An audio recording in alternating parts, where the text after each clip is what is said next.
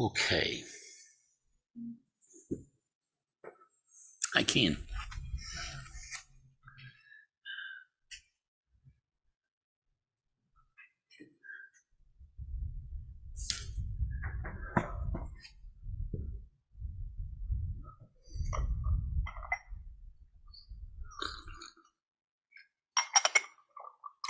Okay, good evening, everyone. Thank you for your patience. We'll pick up where we left off in Kalu Rinpoche's profound Buddhism. And as we mentioned, this Kalu Rinpoche passed away, I think, in 1982. He actually conducted the first traditional 3-year retreat that was done in the West, done in France. And Lama Tarchin's student, Lama Yeshe Wangmo, this Canadian woman, went to McGill University in Montreal, and then was on that first 3-year retreat, if I'm not mistaken. Also, David Curtis, the man who is head of the Tibetan Language Institute of America, he was on that retreat also. I may be wrong with Dechen Wangmo. She was on a retreat by Kalu Rinpoche, but it may have been like a Hudson Valley, downstate New York. But Kalu Rinpoche, a great Lama, one of the first Lamas to come to the United States, and he made 3 trips. The first time he talked about self-liberation, basically teaching on shamatha and vipassana. The second trip, he taught Tonglen, the taking in the suffering of others and purifying it and giving it back, the essence of the Mahayana. And his third time, he taught on the Vajrayana. I can't remember what aspect of it he talked about. But Great Lama passed away in 82. He was the lineage holder of the Shangpa Kagyu. So again, not to get too much into the weeds, but 4 great traditions within Tibet. Dalai Lama says 5. 4 great traditions that scholars recognize. The 5th one is the Bonpo, the traditional Tibetan religion, which has been heavily influenced by Buddhism. Dalai Lama includes those. He talks about 5 branches of Tibetan Buddhism. But of the 4, the Kagyu, that's sort of we find ourselves. Ka means speech, Gyu means secret. So it's the teachings that come from the Buddha Vajradhara, the holder of the Vajra, direct transmission to this Indian yogi, Tilopa, and then his transmission to this great scholar who walked away from he was like the president of Harvard, the president of Nalanda University, went on this search, not really knowing what he was looking for. He was very, established, very intelligent, very knowledgeable in Dharma. And he stopped at a tea stand on the side of the road one day, and there was an old woman there who was running the tea stand. And he asked her some sort of question, which secretly had all sorts of arrogance and pride in it. He was so full of himself. And she just devastated him with her answer. I can't remember what it was, but she's regarded as having been a manifestation, a Dakini. And he was so devastated. And at that moment, he was just like stunned, dropped all of his to-do list and all of the stuff that he carried around with him. And suddenly he heard this voice from the sky saying, Tilopa. And he said, I think Tilopa's my teacher. I need to find him. But he didn't know who Tilopa was or where he was. I'd never heard of him. Went on this amazing kind of quest and eventually discovered Tilopa. Highly mythological, but said that Tilopa was in the middle of a alkaline, poisonous lake on an island there. And Naropa went and found him, and Tilopa was taking fish and hitting them and then eating them. And this just totally grossed out Naropa because, what's he doing? Killing sentient beings. Now, it turned out later Tilopa would snap his fingers and the fish would come back to life. So it's kind of like that. But nonetheless, Naropa became Tilopa's student and wanted teachings from him, but Tilopa would not give him the teaching, put him through 12 great trials. So Naropa is like the highest example of this kind of dedication practice.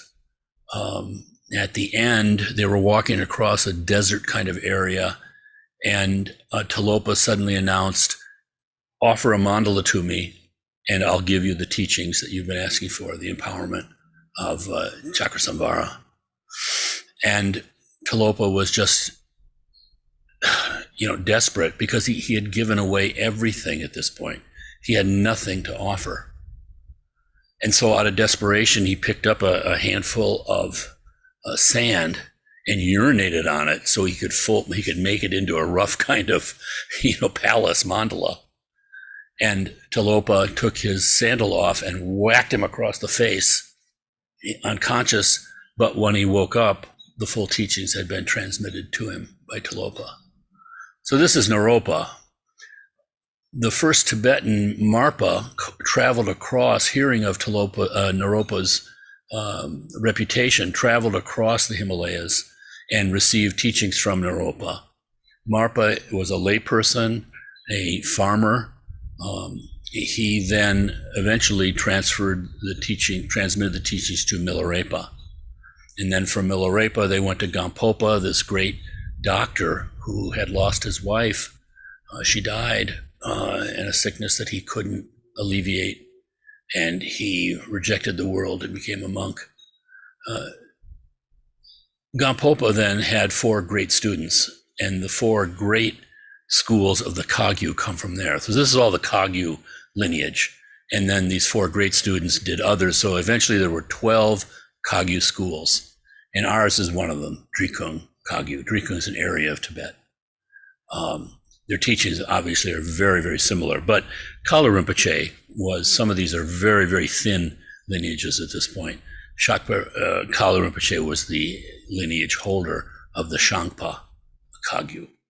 So his teaching here is this overview of the whole Buddhist path, including self-liberation, do not harm, the conventional Mahayana, the great path, which is help, and then the extraordinary Mahayana, also called the Vajrayana, which is pure wisdom, pure vision.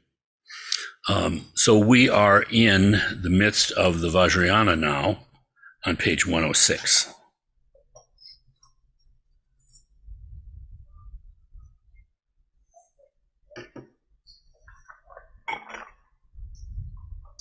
The section is called The Recovery of Gelongma Palmo. Among the many examples of miraculous healing related in the Buddhist tradition, Gelongpa Palmo's case is perhaps the most famous. Gelongpa Palmo was a Buddhist princess of ancient India. At a very young age, she contracted leprosy. Her whole body was in pain, and to avoid infecting others, she isolated herself in a small hut that no one could approach. She had great faith in Avalokita, that's Avalokiteshvara, Bodhisattva of compassion, Tibetan Chenrezig, to whom she prayed continuously. One night, after many years of prayer and meditation, she dreamt of a white being who appeared and poured a nectar of light on her body with a bumpa. A bumpa is we have one on the altar there, it's like a little pitcher. The following day, she awoke and she was healed. She thought that this white being was Avalokita, and her faith increased even more. Not only did she recover, but she also attained realization. Her body no longer had any trace of leprosy, and her mind had become pure and clear. Gelongpa Palmo is the origin of the Nyungne practice, linking fasting to the practice of the meditation on Avalokita. We've never done the Nyungne here, but it's been done in Arizona, which is this alternating mantra recitation and fasting, and then other kinds of meditation. Tibetans do it for a set amount of time, certain set cycles. Now, the remedy taken in a dream.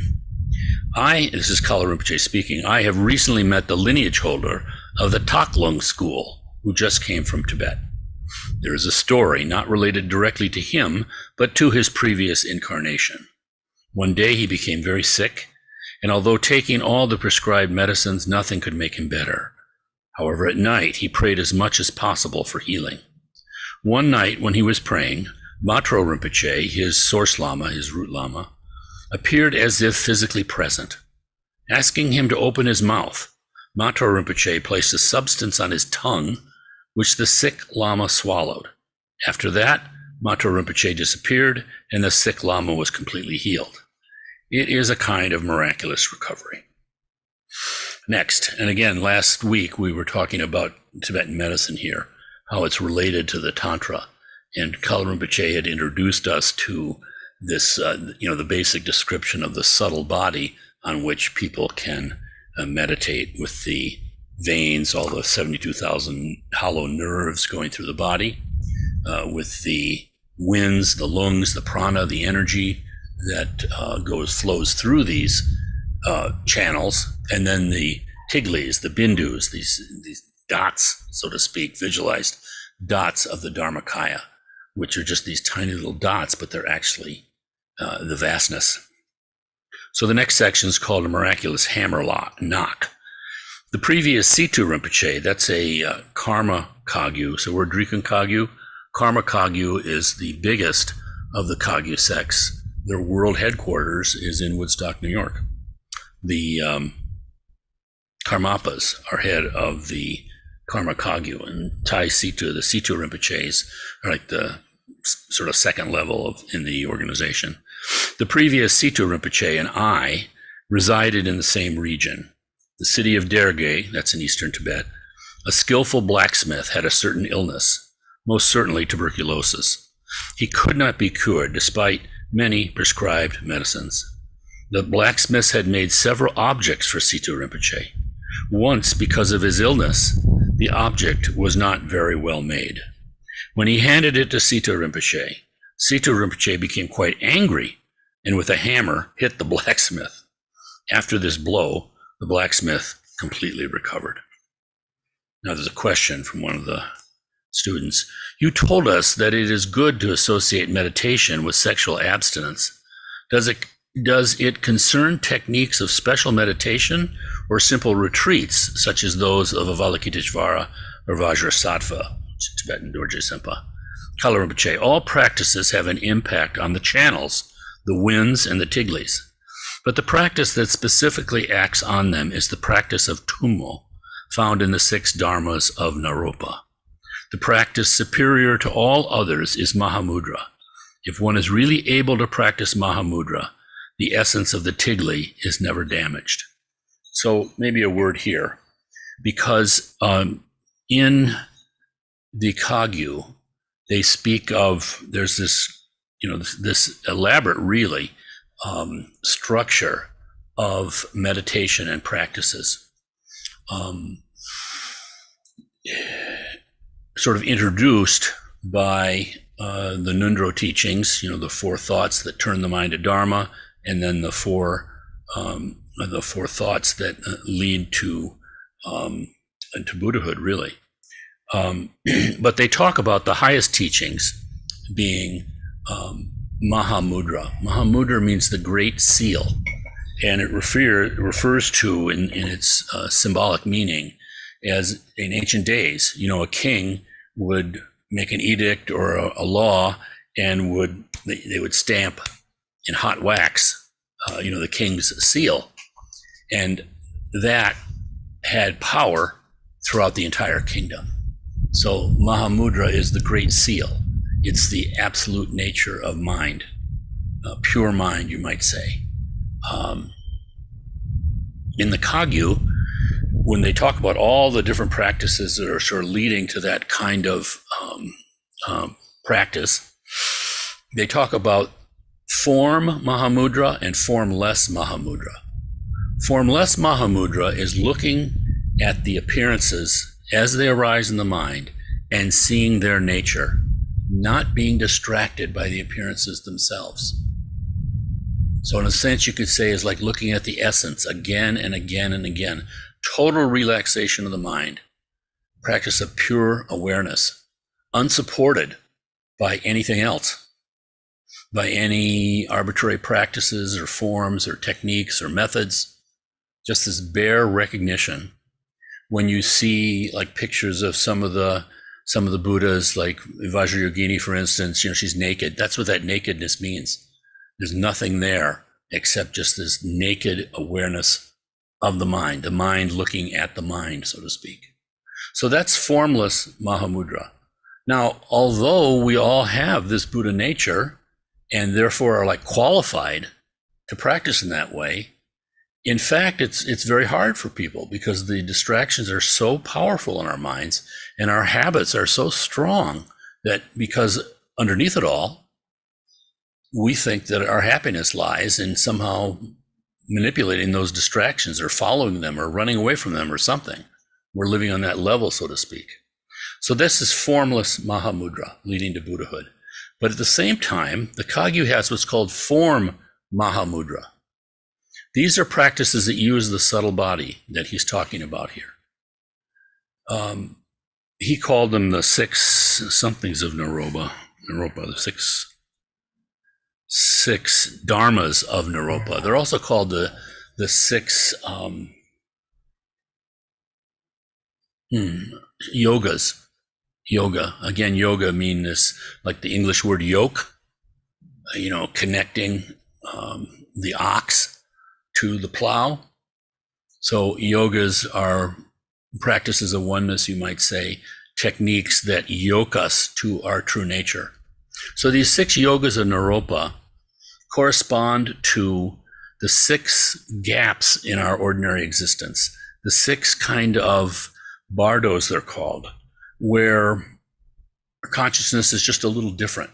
So for instance, there's a dream yoga is one of the six yogas in Naropa, using the dream state. When we're in our dream body, there are practices that can be done.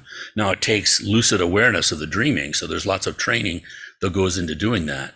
But still, because of the freer aspect, so to speak, of the dream state, we're not as, it's not as concrete for us as this waking state. So it's actually very, very powerful if you can utilize it. So there's dream yoga, there's tumo, which he's talking about, which is the practice that's used in our ordinary body, has to do with generating internal heat, not really for the point of the heat, but for the effect that it has on the mind. And then there's also poa, which is done at the time of death. There's the bardo yoga, which is done in the state between dying and being reborn. Because again, similar to the dream state, we've dropped our body.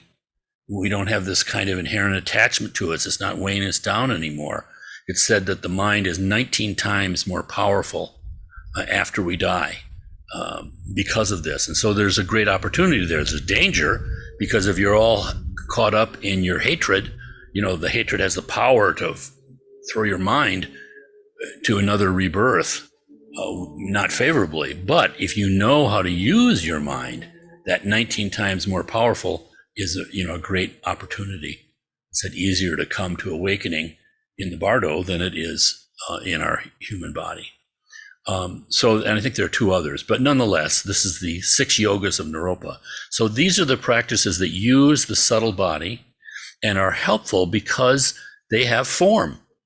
And so for all of us, if we're used to this realm where we're, completely concretized in form, then suddenly to have these subtle forms is helpful because to some degree, we've already dropped our attachment to the gross forms that we're normally projecting. So again, it's extremely skillful. There's so much that could be said about the Vajrayana and the tantric practices using the manipulations of these inner states. But this is what we're talking about. So the support of form allows us to practice a form Mahamudra, but a subtle form. And then there's the formless Mahamudra. So that's what he's talking about here. Another question. Grass and water have no karma, no children. They do not reach awakening. There's no male nor female. What is their relationship with human beings? And Kalu Rinpoche, when I said on earth there is half grass, half water, it was an image.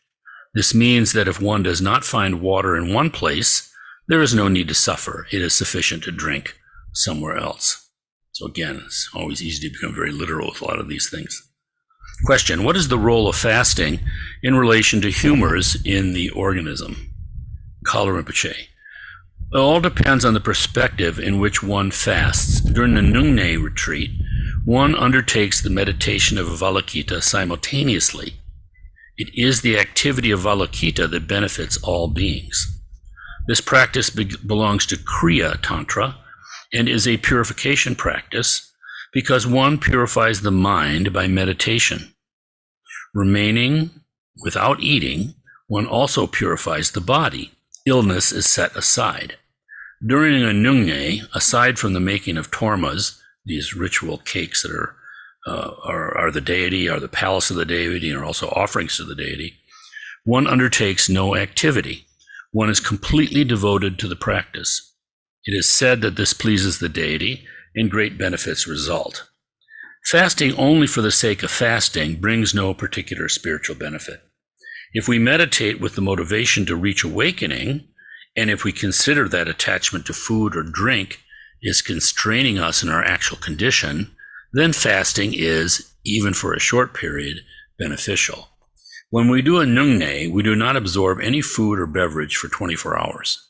At dawn the next day, when one breaks the fast, one takes a special soup so that the 84,000 microorganisms living in our body do not suffer from hunger and thirst.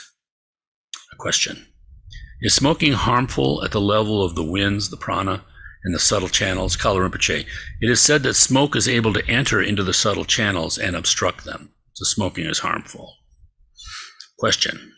Rinpoche spoke about the practice of tumo as the specific practice to do in order to conserve the tiglis. I have often heard people say that the practice of prostration was useful for purifying the channels. Could Rinpoche explain how and why? Kalu Rinpoche. It is probable that prostration helps to purify the channels because when one prostrates, it is above all an act of trust, devotion, and fervor towards the three jewels, whose grace one then receives.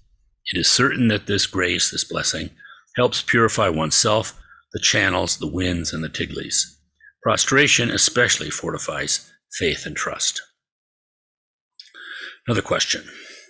I do not practice at all. I have too much mental confusion to remain in Mahamudra, and I do not even know what it is. Nevertheless, how can I prevent damage to my tiglis? Kalu Rinpoche. If one does not allow him or herself to be carried away by desire, one will not damage the tiglis. Question. What is the cause of homosexuality, and what is its consequence on the winds and tiglis? Kalu Rinpoche. Homosexual or heterosexual, if one damages the tiglis, the result is about the same. In our relationships with men or women, if we have a moderated attachment and do not frequently damage our tiglis, this is beneficial. This is general advice that everyone must apply in examining his or her own body. Most of you are not monks or nuns. You can analyze the situation, and if you see that you damage your tiglis a lot, perhaps you will become conscious that your mind is not happy or clear, and that physically you are not well. In this case, it is certainly an indication that you should reduce the frequency of damaging your tiglis. This is something that's so interesting to me about the Dharma and so confidence producing, because it's always about realization. It's always about the practical situation of some. It's not some outer, some outer rule book or something that you compare yourself to and then feel guilty about, or completely discouraged, or beat yourself up about, or beat up others about. So it's not a moralistic kind of teaching at all. It's always practical. And I think one of the wonderful things about having some sort of introduction to these teachings and then beginning to practice is that when you meditate, you see just all the stuff that's arising in your mind. And so it's very easy to believe that that's happening with other folks too. And you see that there's just so much there that is completely uninvited. And yet we have this tremendous flow of mental objects, thoughts, concepts, conflicts, images. I mean, it's truly infinite.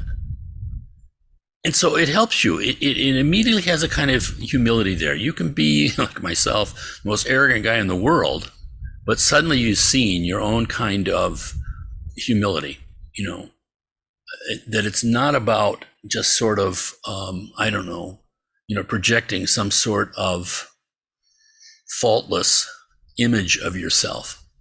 Because you just see again and again and again and again the situation that we're actually in. And so this has to do with misbehaviors too. Now the Dharma is very, very clear about virtues and non-virtues, what are not helpful, what is helpful. But it's not kind of like making little castes of people. This is something that's very unusual about the Dharma. To this day in India, the caste system is amazingly strong. It's not spoken of much, but there is some modern geneticists, for instance, that they found pockets in India where there's been no sort of mixing outside of their particular caste, because there are many subcastes too, not just the 4 or 5 major ones, but no mixing out of that for 4,000 years. I mean, it's just like mind-boggling when they can see the science of it. So in the midst of this, you have the Buddha show up, and he's not teaching caste. Now think how that must have gone down with your ordinary Indians.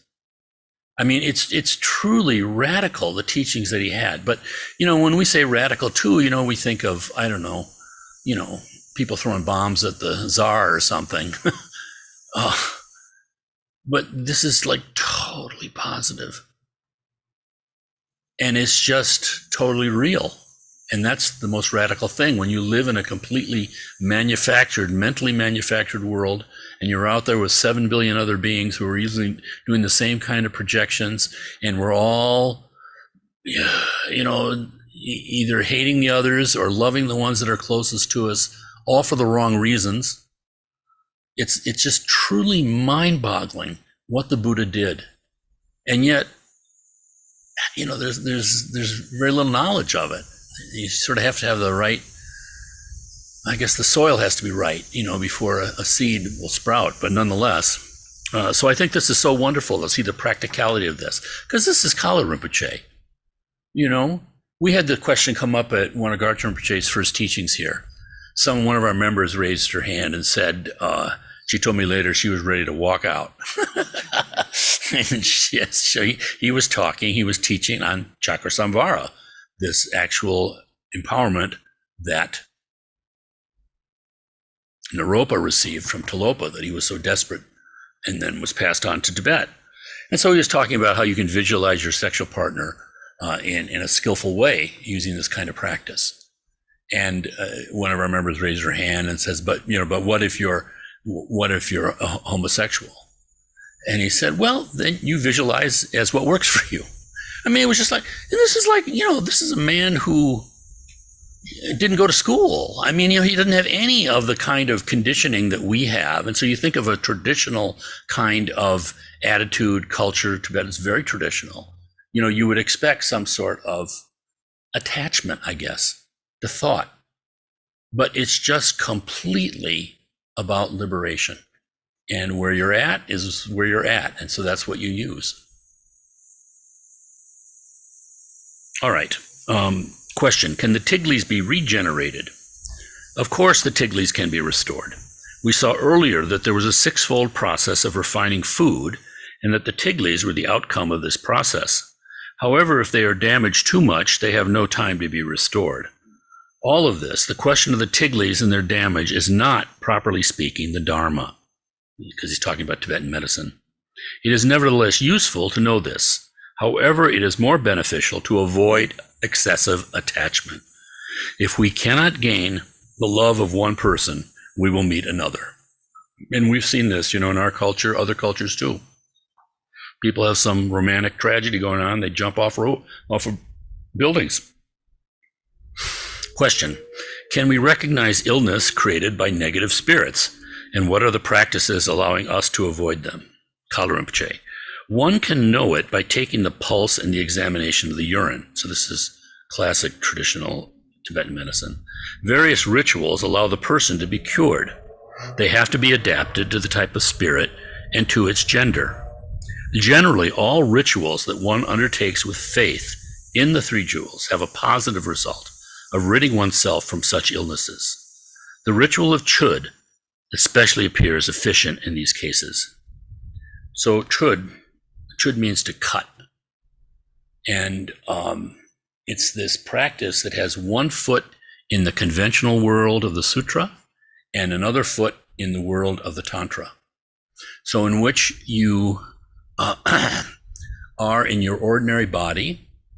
And the chud practices too are very interesting because almost all the practices in Tibet came from India, including chud. But there's one chud lineage, the main one actually, which actually was originated in Tibet by a Tibetan woman named Machid Lapdrung. She went to India, got the teachings, but then she was just like a spiritual genius, and she started teaching this chud that she had realized. And chud was traditionally practiced outside of the religious institutions. The chudpas, the practitioners of chud, were often itinerant men and women who were doing this practice, and that would be supported by the community in one way or another, but not in an organized way. The chud tunes are exceedingly beautiful. And we'll have to do some. We've done some here before, but not for a long time. But in chud, you visualize yourself as an ordinary human being, and then you visualize Vajrayogini, this red female wrathful Buddha, and she comes with a big hook knife and cuts off the top of your head. And then with a little hook on that hook knife, she scoops out your brains, puts it in her skull cup, and then through mantra, it's purified, and it becomes this incredible nectar. And then she's up in the sky, and she's sprinkling this nectar. So this is your brain purified, sprinkled out into the universe, and it's falling down and touching all the demons. You do a special calling of demons. The chud practice was done in cemeteries. And again, in India and Nepal, cemeteries, and here it's like Mount Hope, nice calm place. We go, it's pretty, there are flowers, it's peaceful, all of that. You can go to Susan B. Anthony's grave, all these things is nice. It's a park. People go there and have lunch. But in India, not that way. You had half exposed bodies, you had jackals, you had vultures, a frightful place. So in the chud practice, you specifically, through ritual, generate your demons. And then you call them, come here, I've got something for you. And of course, they're all ravenous, so they come, here's somebody who's finally agreeing with me instead of trying to run away from me. But then they're met with this nectar.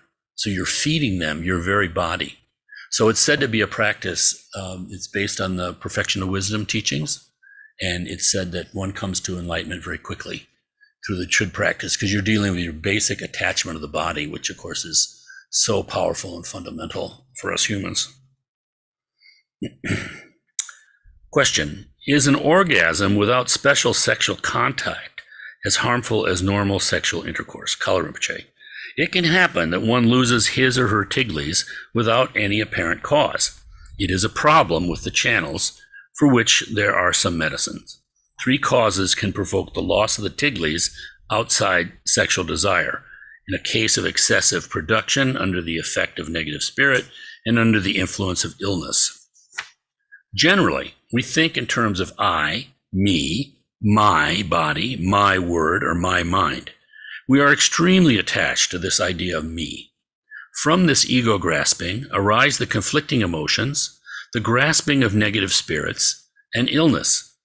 The best remedy consists of visualizing ourselves in the form of the deity during the meditation of Avalokita. We think of our body as the body of Avalokita.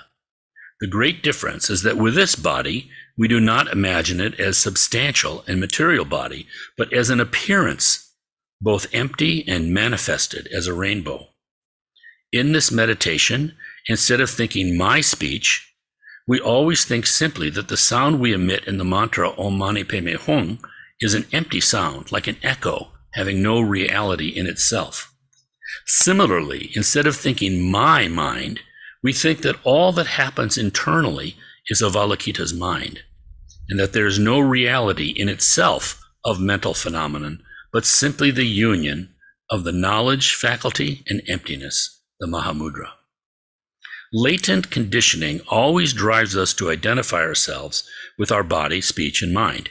We think that they really exist, he means absolutely exist, and that we are confined by them. Meditating on Avalokita, we develop another tendency and conditioning. We accustom ourselves to think of our body, speech, and mind as those of Avalokita, and that they are empty manifestations. Moreover, visualization of Avalokita's body and recitation of the mantra are charged with strong blessing and compassion. They have a power of their own. Our new tendency, added to the action of visualization and meditation, has extremely powerful effects in this life and in lives to come. Our conflicting emotions are like a great river. It is almost impossible to stop these emotions. From a certain point of view, when one truly knows how it works, it is not a problem. Conflicting emotions derive from the mind. The mind being empty, they cannot have an existence in and by themselves.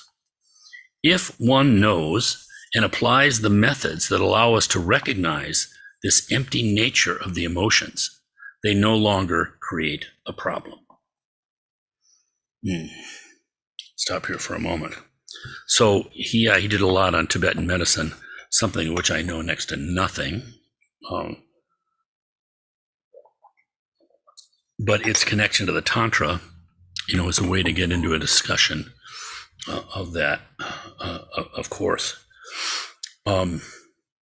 Sometimes you can think of it as, the things that arise in the sadhanas, in the text, again and again, you'll see references to all these kind of fundamental Buddhist teachings. One of the first teachings that the Buddha gave after his enlightenment was describing the way that we actually exist. In other words, body and mind. This is also called the teachings of the 5 skandhas. Skandhas are heaps or accumulations. So, there's form, that's the body one. But then in the mind, there's feeling, not like our psychological feelings, but like sensation, or you feel that there's something there, so to speak. And then there's perception. Perception is, so let's say there's a rhinoceros, the form out there, rhinoceros form. With the feeling, the first glimmer, so to speak, in your mind is like an awareness that there's something there. Then with the perception, percept is the word that was used, I guess, in Old English, to where a bird landing on a wire or on a twig, that was to percept. So perception is where we suddenly have the recognition that, it's a rhinoceros. So first you have sense there's some form out there, something, and then it's getting sharper in a sense. The mind is moving, percept, rhinoceros. And then the next aspect of the mind is the samskaras.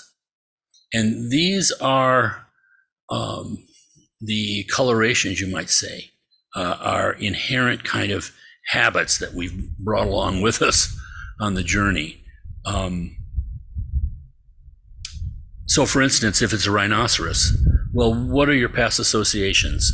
If you are a rhinoceros, you might have a very favorable kind of samskaras there. And then this results in consciousness. So what is the consciousness we have? Well, this awareness of a rhinoceros along with all this stuff. If I'm a, male rhino, it's a female rhino, maybe I'm interested in it, all that's in there too. or if I'm a baby rhino, whatever, or if you're the enemy of a rhino or the victim of a rhino, all those colorations are in our mind. So in the self-liberation path, the path is to just drop our attachment to each one of these 5 skandhas. That is nirvana. We're no longer bound by them. Now, it doesn't mean nirvana is the extinction of that process. And the chains that come with it. It's not an extinction. You sometimes see this example of like nirvana is like a flame going out, but it's the flame that's burning. It's not the flame of awareness and that. So this was first misinterpreted largely by Protestant missionaries in the 1800s when they first came across this and were, getting bits and pieces of it. But nonetheless, that is individual liberation. You're just not attached to all this thing. Form is still there. The feeling sensation is still there. The perception is still there. The samskaras are still there. And the consciousness is still there. But we're not letting those things rule us anymore. There's something you might say freer, deeper, purer. Now, in the Mahayana, it recognizes those same 5 skandhas, but the practice is to see the emptiness of them. So you can see this is a little bit more engaged, you might say. I mean, it's a wonderful thing to not be attached to all of these. But in the Mahayana, I view it as being really very courageous because you're like going into it, but seeing its nature, that it is empty of anything that's like solid, absolute, that can rule, that can hurt even. It's just our attachment that does that. So it's this radical reaching out. And in that way, with self-liberation, the outer world is like a problem. And we just drop our attachment to it. And morally, it's summed up as do no harm. You're just not going to do harm. But in the Mahayana, we're actually using the outer, what appears to us as the outer world, to see its lack of, its unreality.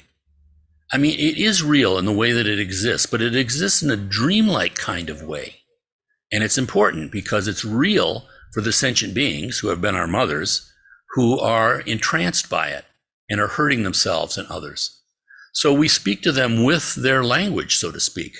But the difference is we know the reality of the outer appearances. And once you understand that, in fact, even scientifically, we know all that stuff appears to be out there, but we're actually processing it even in a material way, chemically, in our brains. So it looks like it's out there. And so too, it's a projection of our mind. And when we realize the empty nature of the mind, that means the products of the mind, the appearances, the thoughts, the hatreds, all of that is empty also, as the reality of a cloud as compared to the noonday sun. So this is fundamentally liberating because you're no longer being kicked around by your own ideas, so to speak, or your own samskaras or your own fears. And it can't be faked. You can't just say, well, I'm fearless. Well, that's not true. And in the meditation, again, we start to see the process and we start to see our fears. My goodness, the things that can come up in, especially a longer kind of retreat. Pardon? The Buddha was without fear, yes. Yeah. You can be fearless before you get to Buddhahood.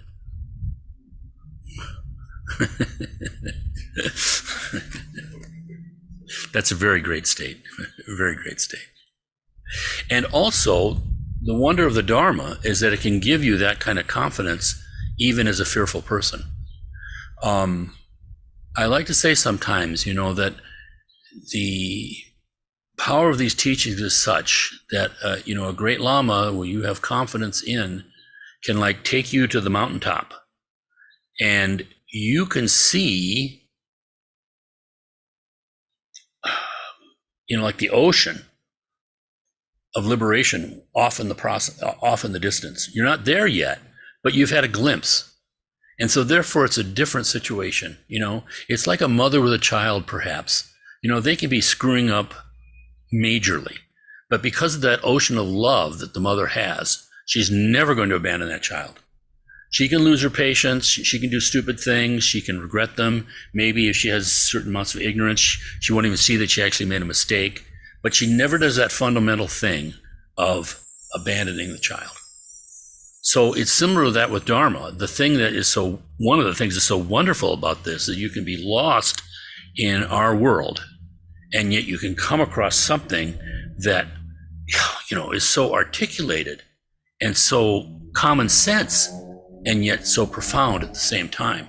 Enough so that even if there's the possibility of that, you're willing to take half a step towards it. Okay. At the first retreat I did with Lama Tarchen, we did 3 weeks of, maybe it was 2, I can't remember, of Vajrakalaya. And then we spent the rest of the time, 2 or 3 weeks more, with his teaching on Nundro, the preliminary practices before beginning the Vajrayana. And there was one fellow at this retreat, forgive me, those of you who have heard this story before, but my introduction to this was Lama Tarchen had us practicing, and again, we started with Vajrakalaya. This is my first tantric retreat. And having practiced like Western Zen Buddhism and being from the Midwest, and my family was from New York City before that, I was like totally, skeptical, kind of no nonsense kind of guy. Plenty of nonsense in my life, but you know what I mean. I was not a hippie type. I was not in California where Lama Tarchen was. People walking around barefoot. It wasn't me. I was like, get a job. But anyhow, here we are. So I'm showing up. It's on raw land. And he's put up one yurt in which he and his wife are staying. Telephone in that yurt, landline. Can you imagine this? Like 1987. And then there was one other yurt for us to practice in. And it was small, and it only hold like about 40 people, and there were only like 30 of us, I think, or fewer. And they just had cement blocks with planks for pecha stands. And I was used to doing practice without any texts or anything like that, so this all just seemed artificial to me. But there I was. And so the first night we're there, and he's doing some sort of a ritual. I think it was a soak offering. And again, I'm used to, Western Zen where there's no talking, there's looking down. It's just like, in silence, everything. So we're doing this practice the first night. And then suddenly, all this cacophony and noise breaks out. People are playing cymbals. The Lama's doing drums. People are blowing thigh-bone trumpets, just like all this stuff. And I was just kind of like set back. And the guy in front of me jumped up. And he whips out a crystal, the biggest crystal I've ever seen in my life. And he's looking at the Lama through this crystal. And I thought I was imprisoned by a bunch of crazy people. And while he's looking at this crystal, he's wearing like sweatpants, but he hadn't bothered to tie them too tightly, so his pants fell down. And for my pleasure, he was not wearing any underwear. So I had these hams like 6 inches from my face, And I'm thinking, what have I gotten into? Can I get out of here? This is just nuts. People sleeping in tents in this.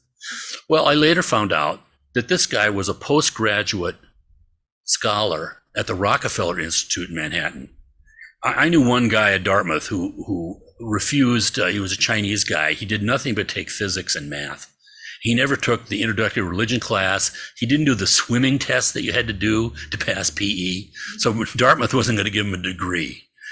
He didn't care. He got hired by the Rockefeller Institute in Manhattan because he was so brilliant. So this guy was there, right?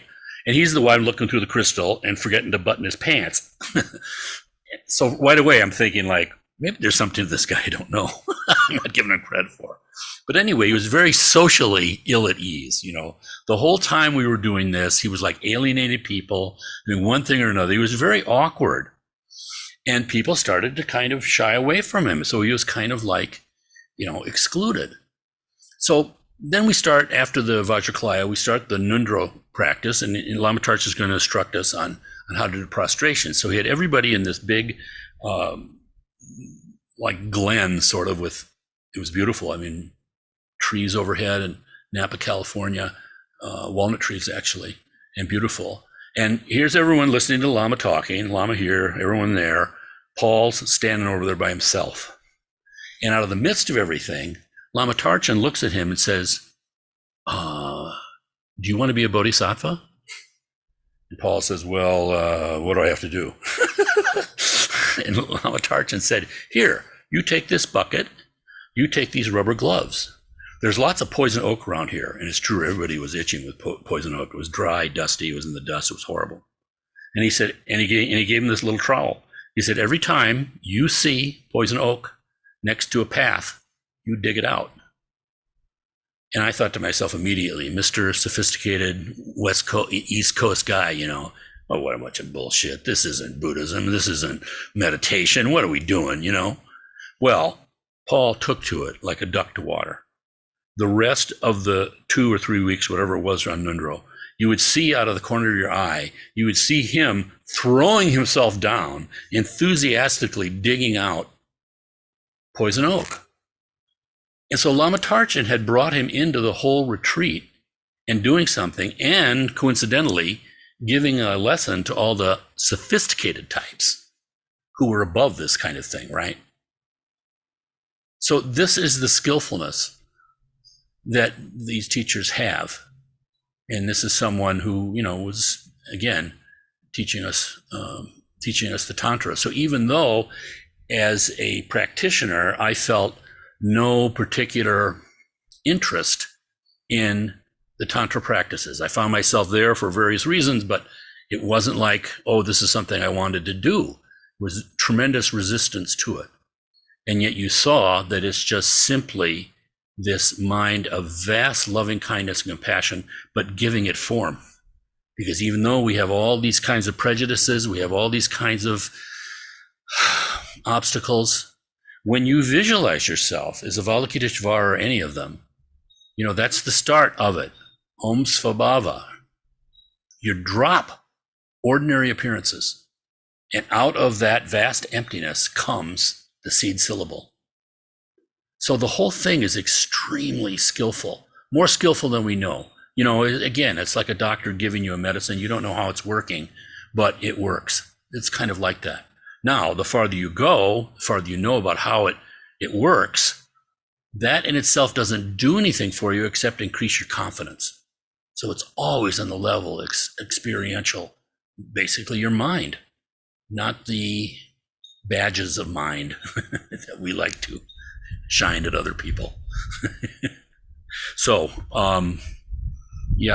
this is a good place for stopping, I think, tonight, because the next section of the book starts on page 113, Mechanisms of Samsara.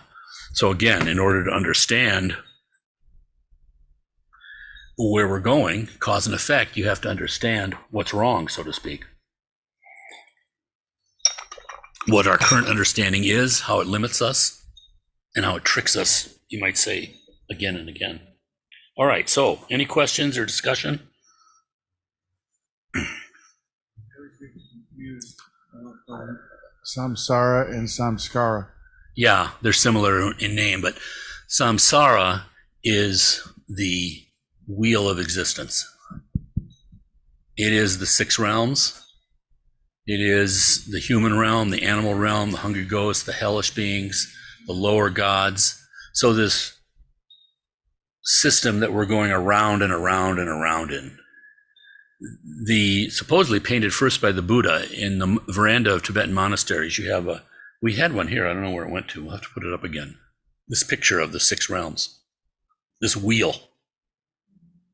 And this wheel is actually a mirror from ancient India, so highly polished metal. But you see these projections that we do there. And in just, again, beings going around and around and around, that mirror is being held by a wrathful-looking deity, but it's actually Avalokiteshvara in a wrathful form. holding that mirror up for our reflection so we can see clearly. But also in the picture is a monk. And the monk is pointing outside of this whole drama. And there's this little tiny thread coming out of the tip of his finger, getting wider and wider and wider until you see that it's a rainbow path leading you to away from it all. So it's very skillful and very helpful. Yeah. But yeah, samskaras you don't hear as much because it's our baggage, basically. Yeah. I had a Polish friend, and her English was pretty good, but not perfect, And she was talking about she was going somewhere, I don't know, Syracuse, New York City or something. And I was going to ask her about her luggage. She says, I have much baggage. And she was Buddhist, so I thought that was pretty funny. I said, I have baggage too. I'm not going anywhere. Well, they do call it baggage claim. Yeah, you're right. She's not wrong. She's not wrong. She is not wrong.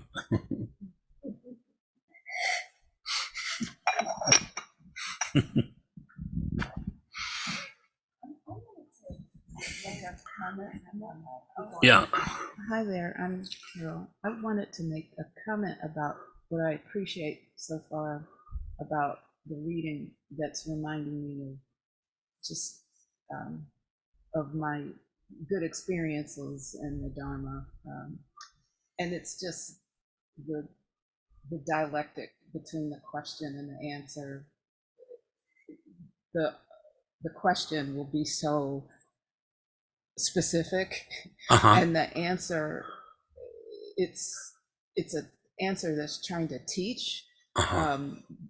And for me, it's teaching integration of everything up until the moment that the question is asked. It's like I'm coming from a multitude of things, my body, my culture, my mind, and I'm trying to learn, but this transition from all of this multitude of pressures and experiences and influences and authorities are all coming to bear on this moment in which this question is asked, which kind of is a question derived from where you've already been. But then the answer is about what is really being taught. And for me, it's about the challenge of using the opportunity of being with the teacher to re-see where you've been, not to dismiss it exactly, but to just kind of map out the process of your transition. That's very perceptive. Yeah. I thought authorities is an excellent word. Yeah. Because that's really it. We start to see the authorities that we have in our mind. And I mean, sometimes that can be a good thing, if it's giving encouragement in the right way, but lots of times it's actually holding us back. We don't want to look.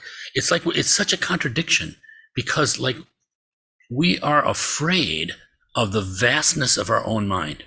It's like you wake up in the middle of the night and you can have that experience where you don't know who you are or where you are or what is going on.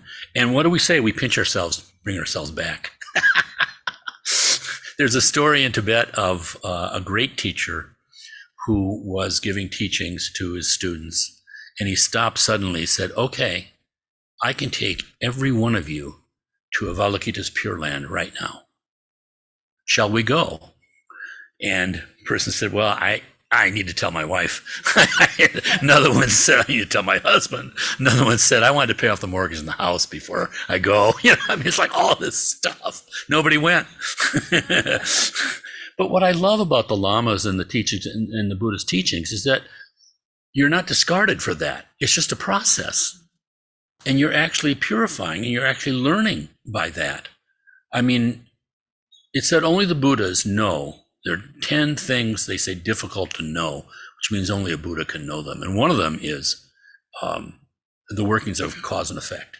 You can see it to some degree, perhaps, the deeper you get into it, but basically only a Buddha fully knows. And there's so many wonderful stories about even his great students who just were seeing something a little bit wrong, and yet, great figures. And so for us, I just find this so encouraging, because you'll see something like after a long period of time, and you'll have some sort of insight, nothing earth-shaking, just an insight into some way that you've been limiting yourself, some prejudice you had, something like that. And you suddenly have confidence that the teacher saw that too a long time ago, but somehow didn't bang you over the head with it, shaming you into whatever. They have such faith that this process unfolds. They say it's like the lotus. And of course, all those things only build one's confidence. So it's always critical, but it's not, snarky critical. You're not closing your mind in any way. And like they say, the only purpose of the outer Lama is for you to find your inner Lama. So wonderful, but thank you. Yeah, that's a wonderful comment. And also the way when you see how teachers actually act, the great teachers especially, it's just, it's just so helpful, because there's no baloney. It's like perfectly human. It's not and yet this, in the teachings, this incredibly refined and high kind of aspiration. But what that comes down to is just this kindness right here, right now, but in a sincere way, I know I sound like a broken record. I've been a lucky guy. All right. Anything else, anybody?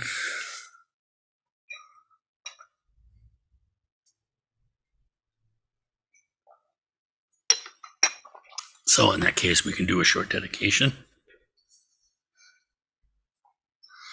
We offer the merit from this evening to all motherly sentient beings. May each and every last one of them be free. May we never cease from the work until all are free. Svaha. Okay. All right. Thank you all. Hot night. for listening to hot air.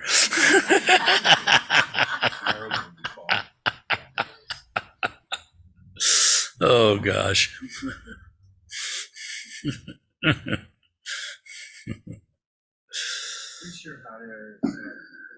Hopefully. Hopefully.